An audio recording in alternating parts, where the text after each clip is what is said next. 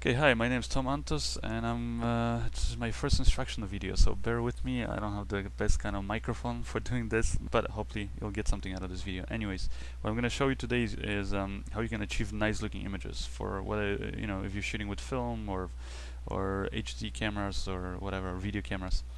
And the reason is because I have a lot of people asking me, people looking at my work, and they kind of go, ask me, how do you get these nice looking images? Like, what kind of equipment did you use? And really, what I always tell them is it's not up to the equipment. It's not because of some expensive camera. And of course, most cases people don't believe me. Basically, what it comes down to is designing the shot. If you can get your hands on some really nice camera, but you don't know how to use it, it won't make that much of a difference.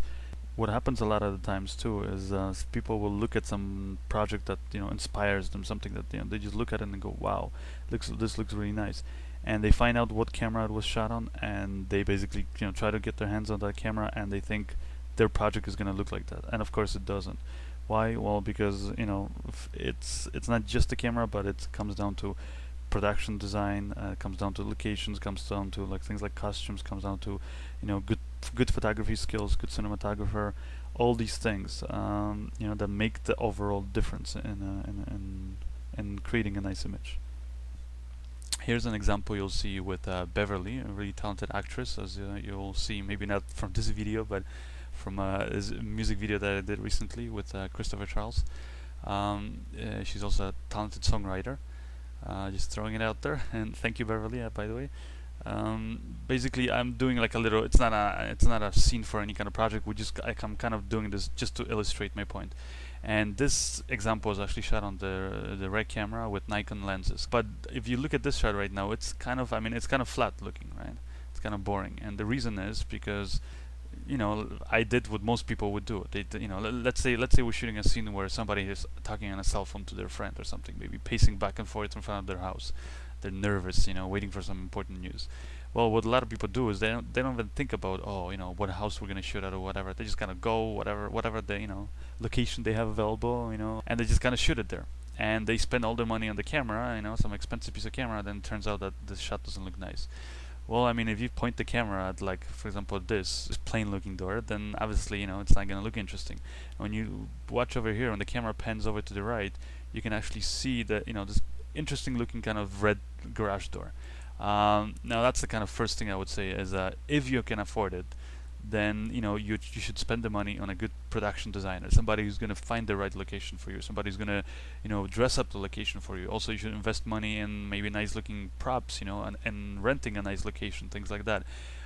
If you don't have the money, then see what you have available and work with it. But I mean, kind of like what I did in this case. I just had this location, and I saw, okay, that red door looks more interesting than that front door.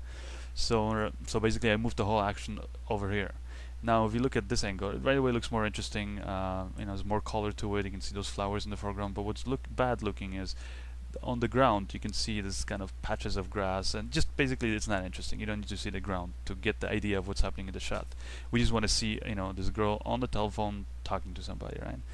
So, first thing I would do is, I basically change the angle. I kind of put the camera a bit lower, and I go from instead of those of you who are using video cameras, you would zoom in.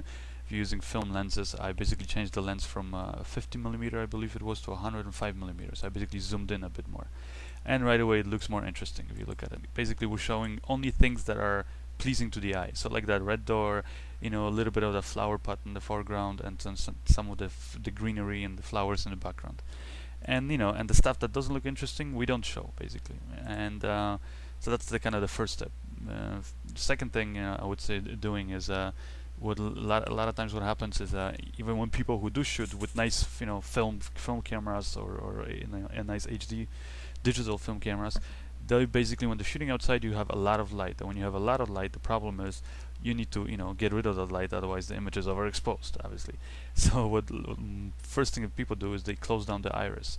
Problem with that is your basically your depth of field becomes kind of infinite almost, especially if you close the iris really high, like I have in this case, and that makes everything look kind of sharp. Everything's sharp and focused in this shot.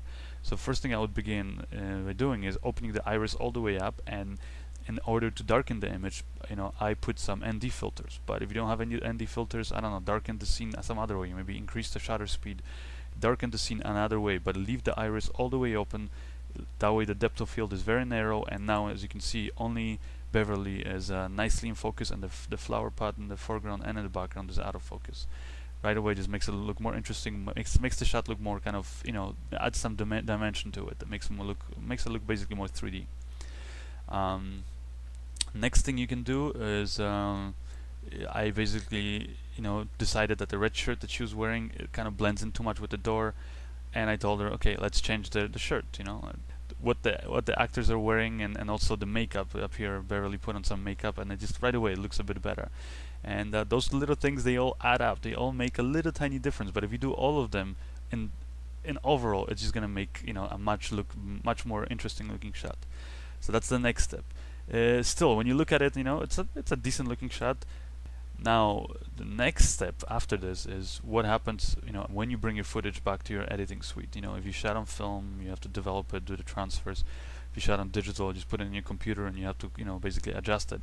And a lot of people fail miserably at that stage, and it's very, very important that you pay attention to it. And it's not as easy as, some people think, just, I don't know, increasing the saturation or something, making the colors more bright.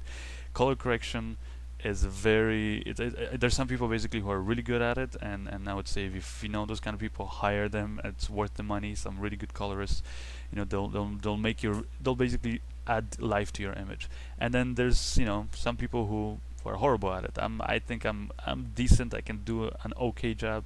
I'm definitely not as good as some colorists out there. But if you spend the time and you learn proper color correction, and you don't need some crazy plugins or people think you just throw some preset on it. It's not like that. It with every shot it's going to be different, and you use basic color curves that you can get in Final Cut Pro or Premiere Pro, whatever it is that you're using. Use basic color curves and you can do great color correction. Like in this case, I'm going to crush the blacks, probably pop the reds a little bit, maybe make that green in the back kind of stand out a bit more, but make sure that her skin tone doesn't look jarring and kind of freaky, and just kind of still leave the skin tone looking neutral. And that right away, you can see, makes the shot look a lot more interesting. And that's kind of like, I would say, the last kind of stage. And now, when you look at this, I mean, this is a shot that I would say looks like like it belongs in a movie, or in a nice music video or something. And as you can see, I don't really spend a lot of money on it. And if you compare this to the beginning, you can see the big difference. The clothing, the location is just not good. The angle is horrible. And there's no color correction, right? So you can see the big difference in the beginning and then the after shot. And again, the last thing I want to illustrate to all of you guys is that you can achieve great looking results even if you can afford to to get the red camera. Let's say you can only get a little DV camera or something. Well, here I basically shot this exact same scenario using the Canon XH-A1. It's basically a basic camera that people use out there for wedding videos and that kind of thing. But again, because that camera uses video lenses, the depth of field is not as narrow. I kind of moved the camera back, zoomed in a bit more, opened the iris all the way up to kind of maximize or minimize in this case the depth of field. So to throw the background a little bit out of focus.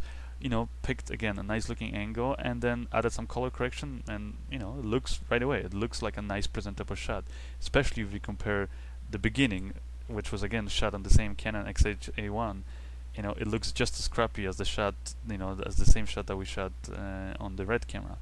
And that's kind of, I guess, it. And next tutorial I'll try to show you guys maybe how you can make the interior shots look better, how using lighting and things like that.